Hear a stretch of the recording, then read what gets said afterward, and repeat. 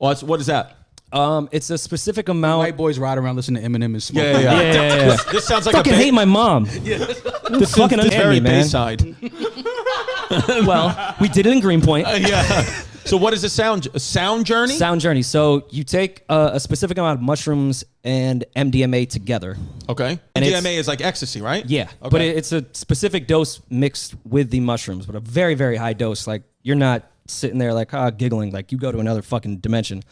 And it's live music. You're Yo, bro, I might even torture myself listening to two fucking mummies speak. blindfolded. So instead of letting your eyes take you through shit, music Sounds takes you. do. How long does it last? 6 hours maybe? Did you have any experience? Like, what did you feel coming out of that? Oh, I hated myself more. Did you really? So yeah. it was negative. I dealt with aggressive tones really well. Anytime like happy noises came in, I got really anxious and didn't know what to do with them. But when it got really aggressive and dark and angry, I felt really comfortable. So once I came out of the trip, I was like, Yo, no matter what these niggas are saying, it's just sound boring, bro. You're a psycho. yeah. You need these glasses. Yeah. Yeah, absolutely. Yeah, Wow. You might be a serial killer. Now, what about you? Family, kids, want anything? There's a fan question. Is there? They wanted Good. to know if DJ Akademiks would catch hands. From me, I would never. I'm just from a different. I'm 41, bro. I'm not.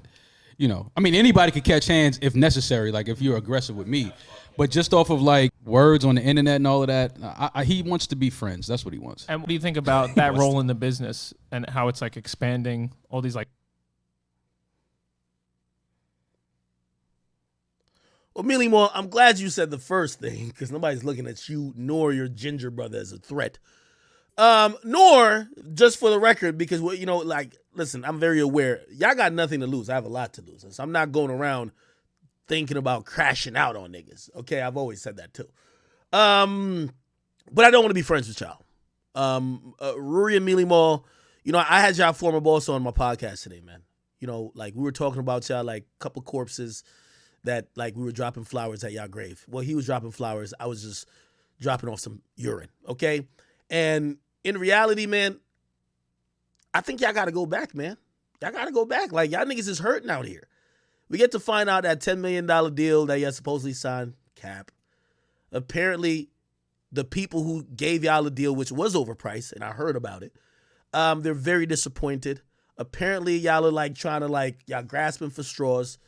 Apparently, y'all are just, like, failed losers. Everybody who actually don't, even the people who do like y'all, they say, Ak, why do you keep talking about them? I just tell them, when I don't like a nigga, I don't care how relevant they are. I like to drive by their grave, you know what I mean, hawk a nice little loogie. You get what I mean? Just make sure I water the fucking weeds growing around it. That's it. Ain't nothing wrong with it. Like, I'm just mentioning these bum-ass things just to make sure, like to keep it real, sometimes I got to drive by where I left these bums at to see if they got excavated. You feel me? That's it. I ain't got no problem with y'all niggas. Y'all niggas is dead in the water. Y'all niggas is done. That's a fact. And now here's the funny thing. And I'm going to speak really sensible to y'all, right? I know you say I'm trying to be friends. Clearly I'm not. Because your boyfriend over there, the little ginger-looking nigga who I had a side chick and piped out my pool right out there, and I ruined his whole life, and his marriage was, like, finished after that. Yeah, I did that. Yeah, it's okay. Yeah, get mad all you want. Okay? And if he said the same thing, like, oh, yeah, I got no problems with that. Damn, nigga. Nigga, I had your side chicks getting donkey fucked in my pool. Nigga, it's all on surveillance footage, nigga. Like, she was down to snitch on you afterwards. Your relationship, because your girl know the chick, and apparently you used to bring the side chick around your girl, pretending not to be your side chick, but you know me, I don't give two fucks. Your life was in shambles. You got kicked out. Your girl beat up on you.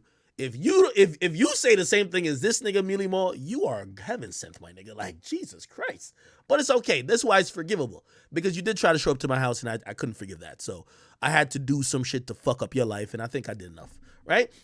But now that we're past that, right? Now, because I'm not looking for y'all, and clearly y'all ain't looking for me. By the way, I heard, like, even my own brother said, I went to the Kendrick Lamar concert. He told me, like, yo, after y'all hopped in the car, I seen Mealy Mall like 10 minutes after. He was there. He was in a little skybox, like, probably trying to, two-hand jerk off Jay-Z or some shit. He's Jay-Z pre-cum.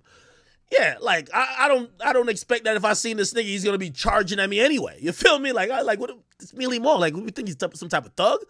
Anyway, here's the point. Now we're past all that pettiness.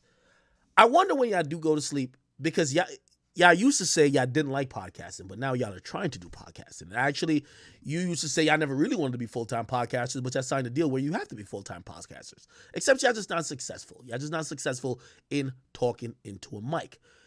I wonder if y'all do realize that a lot of things I was saying, maybe you felt it was hate, but it was all true. Y'all were Joe Budden's lackeys, the two other stooges who were lucky that Joe were carrying y'all.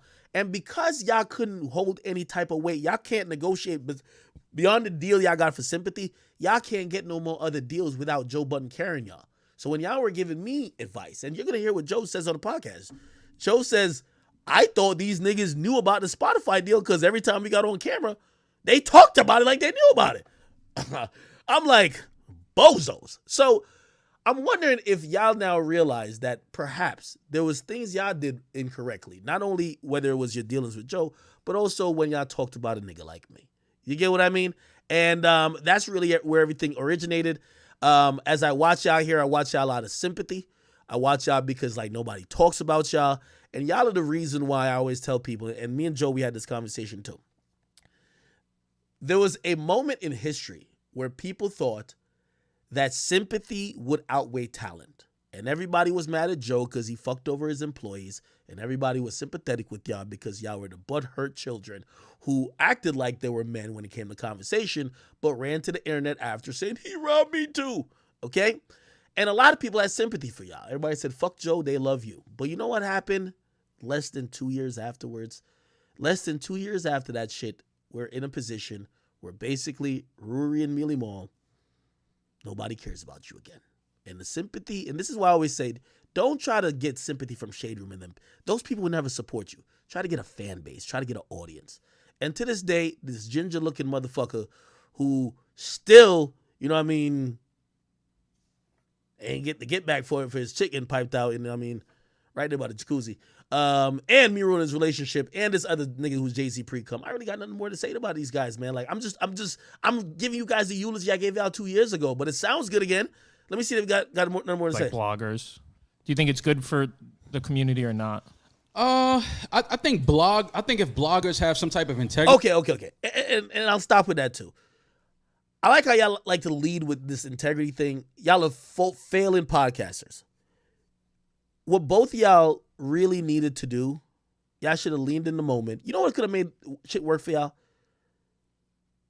Y'all know I was going to beat y'all up or something. Y'all should have been like, yo, we invite Act to come on here. We'll debate that nigga. Nigga, that shit would have been crazy ratings for y'all. Y'all should have engaged with the culture, then acting like y'all were just soapbox warriors, like you had higher moral integrity. You fumbled the whole moment. I seen y'all did an interview on Adam, but way after people cared about y'all story anymore. You didn't capitalize on the moment. There's a moment in time people did care about y'all, and y'all did nothing to capitalize off of it, which told me exactly why Joe fired y'all bum asses. Too lazy to contribute. Too lazy to actually be innovative. Too lazy to actually take shit and capitalize, and always entitled to more than what you deserve. You can't be too lazy to do anything but wanting everything that you accomplish. So, you know, this is why we're stuck in this position, but it's all good. You know what I mean? And make sure that check lasts. And Rury, keep your next chick away from me. I think that, you know, everybody has access to the internet and things like that, social media. And I'm a guy that I don't think that everybody deserves a voice or a platform. I think a lot of people have they're spewing bullshit, the wrong messages. But I think if you have something of sense to add to the ecosystem, go for it. You know what I mean? I don't caught up in that. Oh, you shut the fuck up. I don't argue back and forth on the internet with people because most of the time you see these guys in real life. They're humble, sweet. It's just entertainment. They love to pull that one. So I just approach everything with like, this is all. It's just camera. Guys see cameras and lights, and they turn into a characters. That's I'd rather sell less tickets, not hurting anyone, than more tickets. If you know that came at the expense of doing material about like anytime and again whatever people want to do. Yeah. But for me, anytime like comedian like falls on hard times, gets in trouble, whatever, I'll never do material about it. I'll never about it because it's like that's It's corny. Bro, the guy's already or girl's already going through enough. I don't fucking need to pile on from your own community now. Go fuck yourself. Even if that. The irony. I always have to remind people as I now double stomp on these niggas' grave. I got to remind y'all how this started. I never used to comment on Rury and Mealy Mall. They only used to comment on me, all negative things. So while they're agreeing with this guy, y'all are only feeling like that when the fucking gun is in the rabbit's hand. I would just sell those last. I don't give a shit. I'll take less money and less tickets. Man with integrity. What people forget is we're all on our own journeys here doing this. It's like, it's like when somebody notices, me, I'm sure you guys too, in the streets where it's like, oh, hey, Chris. It's like, dude, I'm a fucking human being. I'm a man. I'm not your bitch. Because you see me on television or entertainment, I'm happy to entertain you. It's really like a blessing.